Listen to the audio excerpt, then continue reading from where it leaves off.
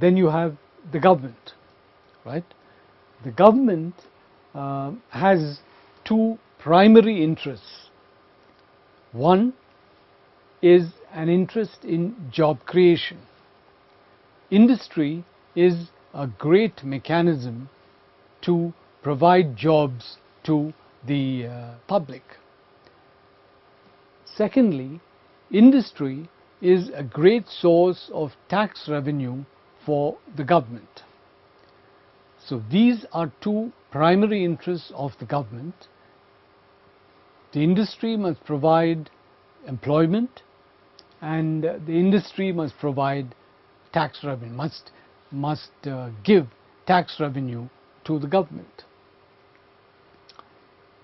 What happens if the industry is not able to do these things? Then there could be two problems. One, the government may decide to impose punitive taxes on the industry. These punitive taxes will force the industry to adhere to the interests of the government. Or, in the worst event, the government may decide to take over the company. The company may be expropriated, right? So, the government could, in the worst event, resort to these two tactics, which would go against the interests of the company. And finally, we have the public.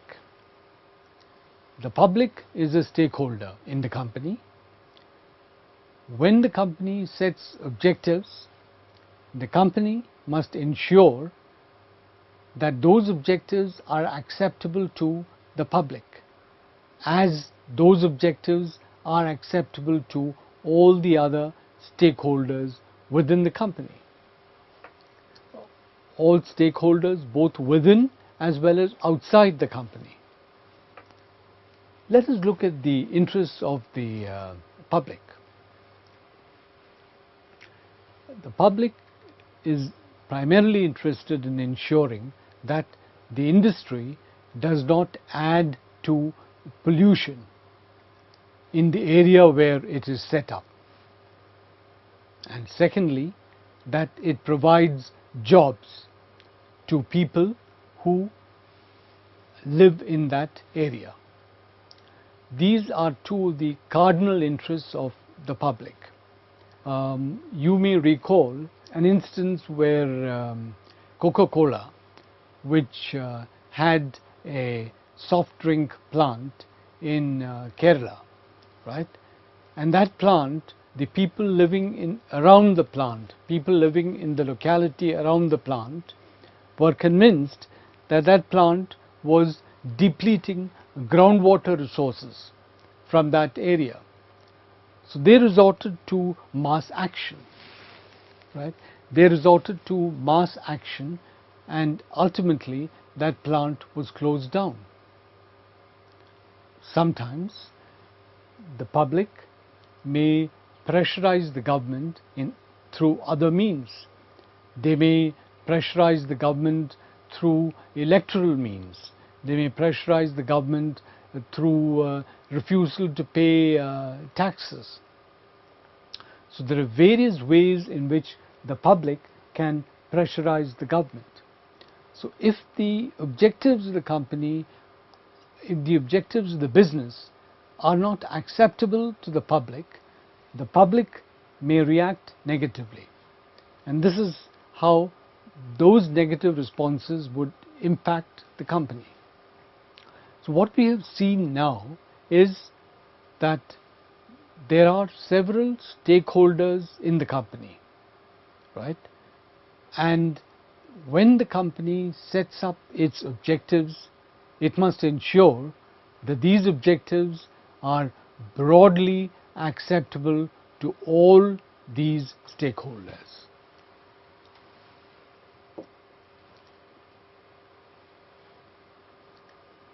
It is true to say that not all stakeholders are the same.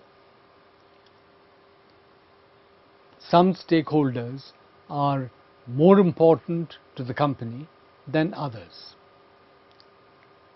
How do we determine which stakeholder is critical and which stakeholder is less important to the company? Now, one way of looking at stakeholder importance is to look at the ability of the stakeholder to disrupt the operations of the company. It is possible that some parts of the public may resort to actions which disrupt the operations of the company. It is possible that employees may sometimes resort to actions which disrupt the activities of the company. It is more likely that the public or employees may give rise to these kind of actions. That's more likely than that a bank will do it, because there are certain agreed methods of resolving disputes with banks. Therefore, it is unlikely that the bank will disrupt operations of the company. So, one way to look at the importance of a stakeholder is to look at the ability of the stakeholder to disrupt operations of the company. Now, let's look at another criteria. This is the ability of the stakeholder to create uncertainty. Business does not like uncertainty. A stakeholder like a bank, for instance, certainly has the ability to create uncertainty. It creates uncertainty by delaying payments. It creates uncertainty by increasing interest, right? So, these tactics could result in a situation where there is a certain atmosphere of uncertainty created within the company, and the ability of the company to function in the proper manner is impaired. The third criteria, which gives you an indication of the importance of the stakeholder, is the ability of the company to replace the stakeholder. Now, let's look at a chemical company, right? Or let's go back to the Coca-Cola example, right? Now, Coca-Cola had a plant in Kerala, and the people around that plant objected to the plant. So what did Coca-Cola do? It stopped that plant and relocated that plant elsewhere, right? So in this case, the stakeholder, that is the concerned public, was replaced, was changed, right? The concerned public was no longer the public in Kerala. It was the public in, let us say, Gujarat, right, where it did not have this problem. So, if the company has the ability to replace the stakeholder, then the importance of the stakeholder is less, right? Let's take another example. Let's take the Reliance refinery in Gujarat, right? Now, this Reliance refinery, in case there are issues with the Reliance refinery, in case the public living around that area has problems with the refinery, that public cannot be replaced, because Reliance cannot shift that whole refinery out of Gujarat, right? It's a huge investment. Therefore, in that case, the particular shareholder, that is the particular stakeholder, that is the public, is an important constituent. It's an important stakeholder. Okay, right. So,